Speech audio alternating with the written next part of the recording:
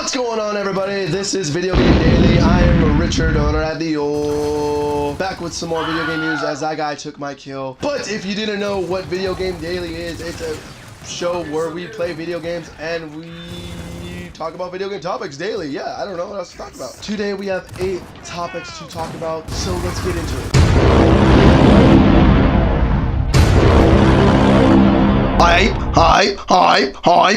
Hype. So, the first story is tweeted out from ESL Street Fighter. And if you don't know what ESL is, it's Electronic Sports League. Yeah.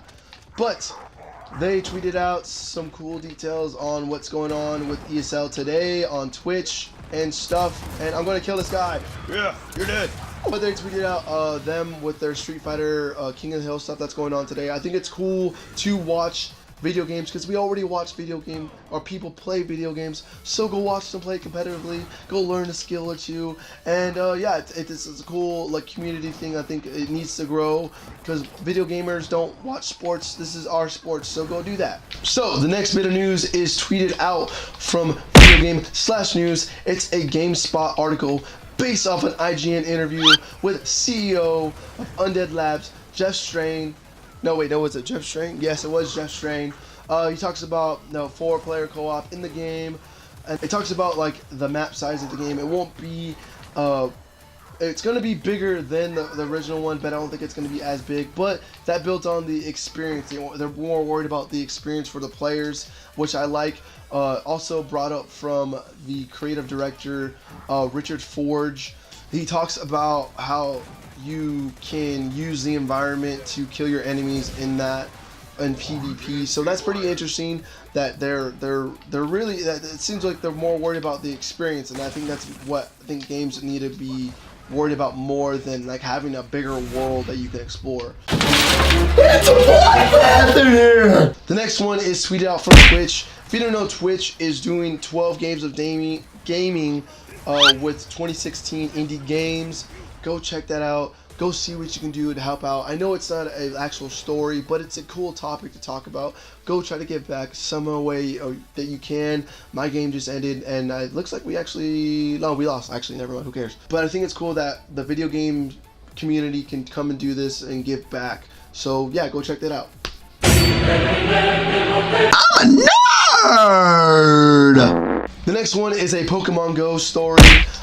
It seems to have some kind of thing I got out from a Starbucks memo, actually, which is kind of weird. But apparently on the next update coming up, I think it's on December 8th, they are updating it with new Pokemon, and they're partnering with Starbucks. I'm not sure if this is legit.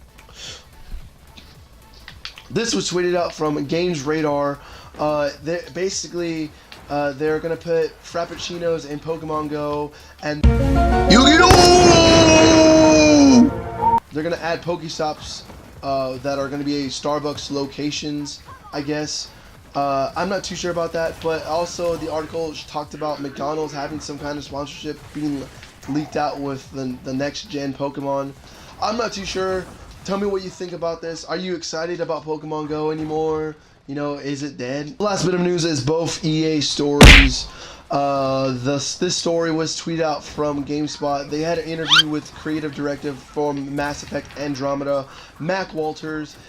They got he talked a lot actually, and they actually asked a lot of interesting questions. First off, that Mass Effect is going to be worked on till the very last day they can work on it. So I'm not too sure about that. It's just like a red flag or an alarm, but hopefully it's in a false alarm on it, and I just got murdered. But what brought me to this article was the headline was Destiny Inspirations. Yes, he looked at Destiny and the combat mechanics, and I think they basically talked about them being inspired by them to try to do something like that. I think that's kind of normal in today's games. You look at Uncharted and Tomb Raider. You look at Call of Duty and Titanfall. That makes sense. You want to get better at making video games. Why not just look at your competitors or look at other video games that aren't your competitors? And I'm the last one alive. And am I gonna make it this count? No, I'm not. This makes sense in the video game developing world to see a feature in a video game like, oh, maybe we can implement that into our video game, and you know, that could be a good result. Maybe not. Who knows? I think it's cool to play around with things, and they're not afraid to do that. And then him openly saying this it's a good sign that, like, you know, you're not afraid to admit this stuff. Also, he talked about the exploration of the game, and the experience you build up to it, with the combat mechanics of the game, to the interactions you have with the AI. I'm trying not to die. I'm actually gonna run away. Actually, no, I'm not gonna run away. I'm just gonna die. This also builds up to, like I said, the exploration of the game. It seems like this is like what you're trying to do. You're a pioneer. You're trying to find humanity's new home in the galaxy. And that just builds to experience.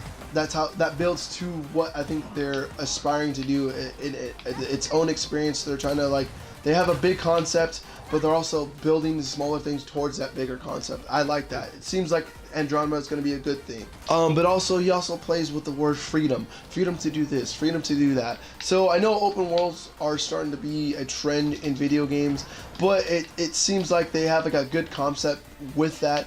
And I think open world is one of those smaller things that are building towards your experience.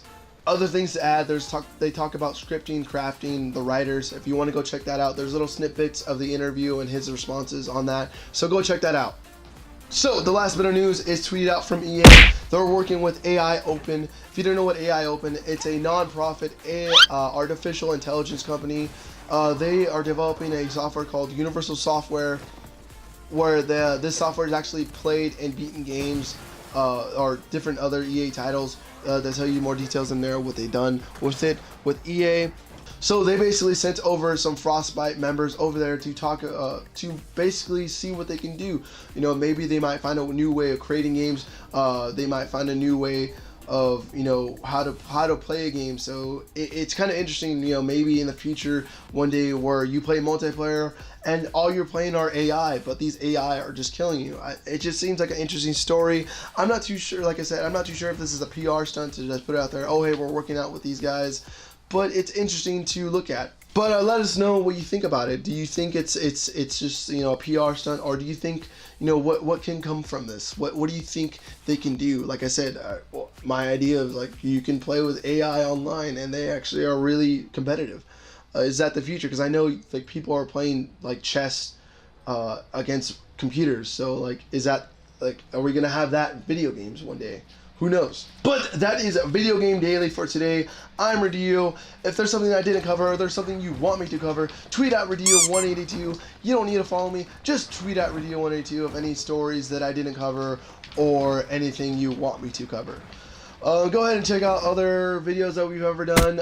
We did some cool stuff yesterday on Dino Frontier, on Gwent's patches and stuff. Go check that out. There's a video attached to that. It's shit tough. And I'm Radio. I love you guys. And tell your mom I said hi.